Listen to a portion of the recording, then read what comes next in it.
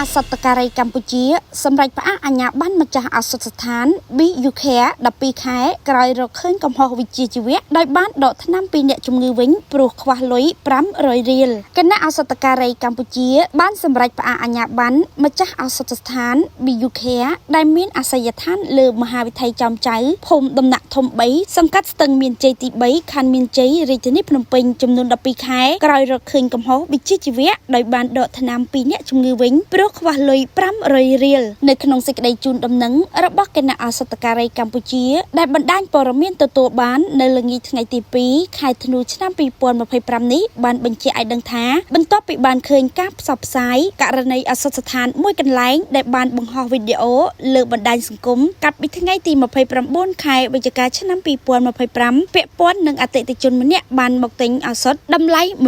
13,500 រៀលហើយអតិថិជនសុំតថ្លៃ 13,000 រៀលតែម្ចាស់ឱសថស្ថានមិនព្រមចុះថ្លៃជូននិងបានយកថ្នាំត្រឡប់មកវិញក្រុមប្រឹក្សាគណៈឱសថការីភូមិភាគ1បានអញ្ជើញលោកស្រីឱសថការីម្ចាស់ឱសថស្ថាន BUK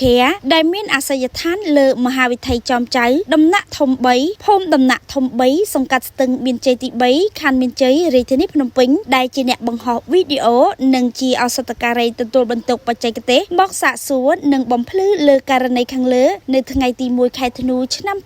2025បន្ទាប់ពីបានធ្វើការសាកសួរនិងអង្កេតស្រាវជ្រាវរួចមកបានរកឃើញថាលោកស្រីឱសថការីកឹមសុជាតាម្ចាស់ឱសថស្ថាន BUK ពិតជាបានប្រព្រឹត្តអំពើខុសឆ្គងនិងបានទទួលស្គាល់កំហុសរបស់ខ្លួនដោយសូមសន្យា 1. ធ្វើការសុំទោសជាសាធារណៈនៅកំហុសឆ្គងដែលបានប្រព្រឹត្ត 2. និងគោរពក្រមសីលធម៌ឱសថការីឲ្យបានខ្ជាប់ខ្ជួន 3. ប្រសិនបើប្រព្រឹត្តផ្ទុយនឹងការសន្យាខាងលើលោកស្រីនឹងទទួលខុសត្រូវចំពោះមុខច្បាប់ជាធរមានដោយយោងលើការប្រព្រឹត្តខុសក្រមសីលធម៌ឱសថការីក្រុមប្រឹក្សាគណៈឱសថការីភូមិភាគ1បានសម្រេចផ្អាកអាជ្ញាប័ណ្ណឱសថការីចំនួន12ខែដោយមិនអនុញ្ញាតឲ្យប្រកបវិជ្ជាជីវៈឱសថស្ថាននិងអមវិទ្យាសាស្ត្រចាប់ពីថ្ងៃទី1ខែធ្នូឆ្នាំ